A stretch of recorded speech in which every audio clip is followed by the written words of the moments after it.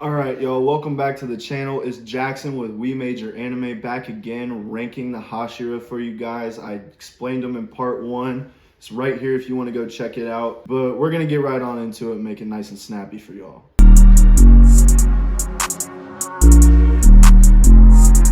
This video contains a lot of spoilers, just so y'all know. If y'all don't want spoilers, sucks. Deal with it. So at number 9, I got Shinobu Kocho, the insect Hashira. Now, just because she's the weakest Hashira on the list, by no means of the word is she weak. I mean, I guess physically she's weak because she literally just cannot decapitate a demon.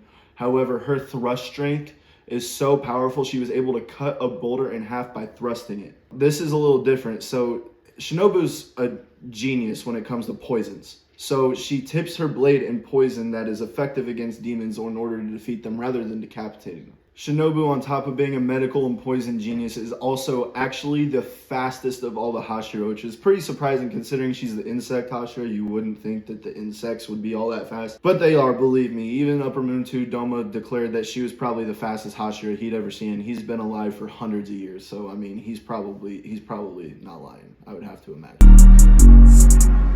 At number 8, we got the Sound Hashira, Tengen Uzui. He defeated Upper Moon 6, Daki, and Gyotaro. It was a hard-fought battle. He needed some help from Zenitsu, Tanjiro, and Inosuke. However, he was able to get the job done with his sound breathing, using the musical score to help figure out the pattern in their attacks. He lost an eye and a hand. He put on quite a display of power. He's quite respectable. He's also a pretty big dude. He's super fast. You can't hear his footsteps, and his sense of hearing is impeccable. At number 7, we got Mitsuri Kanroji, the Love Hashira. She adapted love breathing herself. It is a form that she created and it is derived from flame breathing. She is physically one of the strongest Hashira, eats the way 3 sumo wrestlers do. It's actually absurd. I don't know how she's not fat as fuck. But her muscle density is absurd, and she is also extremely flexible. With her sword using like a whip, she is able to move. She can dodge anything. And I mean, hey, everybody loves a flexible woman, don't they? Now, although she's really strong, she's not very fast, so her whip sword actually helps her increase her speed a lot on top of that flexibility that I was talking about, know what I'm saying? She's pretty strong, by no means any type of weak. She put up a valiant effort against Kokushibo and did her best against Muzan as well. At number 6, we got fan favorite Kyojuro Rengoku. He is the Flame Hashira, or I guess he was. Rest in peace, his soul. That one, I think, hurt everybody. This dude's insanely powerful. If he would have lived to the end, he probably would have been on par with the number 1 Hashira. If you are any type of familiar with Demon Slayer, you should know who the strongest Hashira is. I mean, they literally said he's stronger by a mile. But we'll get to that point. Rengoku taught himself flame breathing because his dad was a little mentally incapacitated after the death of his wife. So Rengoku had to teach it to himself and ended up becoming so strong it was unimaginable, to the point where Akaza wanted to turn him into a demon because he didn't want to waste his potential. Now, the Rengoku family are the Flame Hashira. Every Flame Hashira has been a Rengoku. And they're so prevalent to flame breathing that the 9th form of flame breathing is called Rengoku Set Your Heart Ablaze. Shit's dope. I think we could probably roll a clip. So let's do that. But, no, this shit's crazy. Rengoku, I wish I could put him higher on the list, man. But the rest of these motherfuckers, you don't really want to fuck with them. Alright, at number 5, we got the first Hashira that we see in the entire series. Giyu Tomioka, the current water Hashira. Now, despite Giyu's problems mentally, bro ain't right up there. But other than that, he is quite a force to be dealt with. You don't really want to fuck with him. He has a Demon Slayer mark that he unlocks in the Infinity Castle arc while battling Akaza, I believe it was. The Upper 3 Moon that took out Rengoku. He was fighting alongside Tanjiro, and him and Tanjiro together drove Akaza to the point where Akaza just kind of killed himself. So Akaza wasn't technically killed by Giyu or Tanjiro. He killed himself, but if Giyu wasn't there, I don't think Akaza's dying. I mean, Tanjiro was definitely the stronger force in the fight. However, without Giyu there, not shit would have happened. Gyu is also able to take out the lower 5 demon Rui with absolute ease using his 13th form of water breathing, which he created, called Dead Calm. The shit looks super cool. And he's also fast enough to catch up with Shinobu, who's full sprinting trying to kill a demon. You don't really want to fuck with him. And lastly, he can also turn his sword bright red by clashing it against Tsunemi's. The red sword, it's a fucking difference maker, to say the word. I mean, at least, like, it makes it harder for the demons to regenerate as quick as they normally would. At number 4, we got the Mist Hashira, Muichiro Tokito. He is the youngest of all the Hashira at age 14. That's absurd. He comes from an extremely talented bloodline, and he's a descendant of Upper Moon 1 Kokushibo, who is the brother of the strongest demon slayer the world has ever seen and the originator of breathing techniques with sun breathing. Muichiro and Kokushibo themselves cannot use sun breathing, however, they're definitely powerful people. He mastered mist breathing, and it only took him 2 months to become a Hashira. That means he passed final selection, cut the boulder, and then proved himself enough to become one of the 9 pillars. Now, that's kind of absurd. He can also grip his sword harder, turn it bright red, and he has a Demon Slayer mark as well.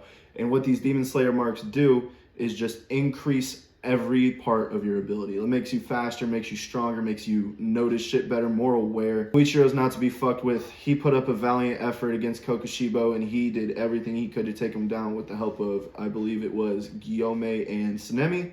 However, he himself did not make it through the battle. Not a lot you can do, especially at age 14 with such a small body. He can also see transparent world, which is when you can literally just see through somebody, see how their organs are moving around, and predict their movements better. So Muichiro, definitely up there on the list. At number 3, we got the Serpent Hashira, Obanai Iguro. He's basically blind in one eye, and what happens that really makes him powerful is that his snake Kaburomaru sees everything for him and relays it to him telepathically. It's actually absurd. This makes him super fast. His movements are hard to predict. On top of his curved sword, makes him be able to hit from places you wouldn't expect him to. And he also, like, you stab somebody with that sword, you pull it out, it's gonna make the wonkiest shit. Like, you're not gonna be able to heal that very easily. I mean, at least if you're a human. If you're a demon, you can just regenerate it like that. Either way, he's quite effective. He's also super fast and very powerful. And he, just like Muichiro, can just grip his sword harder and turn it bright red as well. He was so quick and strong and hard to predict that he was actually able to cut limbs off of Muzan, which is quite a feat in and of itself, considering he is almost impossible to even touch. It's hard to put him any higher than 3 because the next 2 are so powerful, but if I could, I definitely would, because that motherfucker a fighter, bro. 100%. And he don't play around either like some of the other ones do. But moving on. At number 2, we have the current Wind Hashira, Tsunemi Shinazugawa, and this dude's a scary motherfucker, bro. Like, it's ridiculous.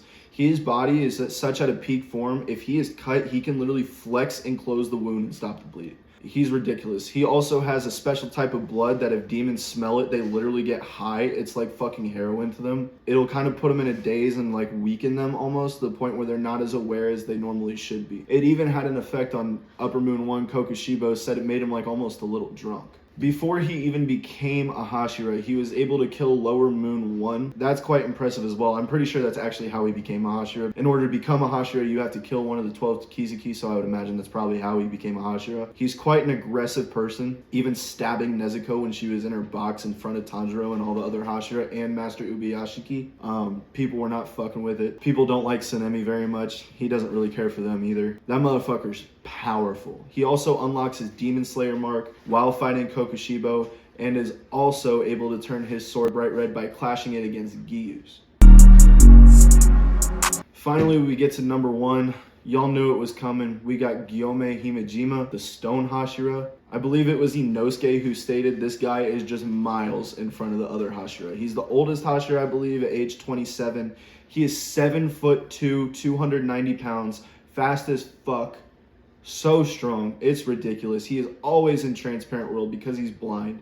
His hearing is better than Tengen's, and he uses an axe and flail rather than a sword, and when he bangs them together, they turn bright red too. When he was a child, he killed a demon by beating it with his bare hands throughout the night, and it never regenerated and ended up dying, which is absurd. As a child, beating up a demon to the point that it's dead is unheard of. Like, you don't see that every day. He also has a Demon Slayer mark, although when he fought Kokushibo, he didn't even use it for whatever reason. And Kokushibo even says Gyomei is by far the strongest person he's seen in at least 300 years. I guess in Demon Slayer to a demon, that's not really like that long, considering Muzan's been alive for, I believe, 2,000.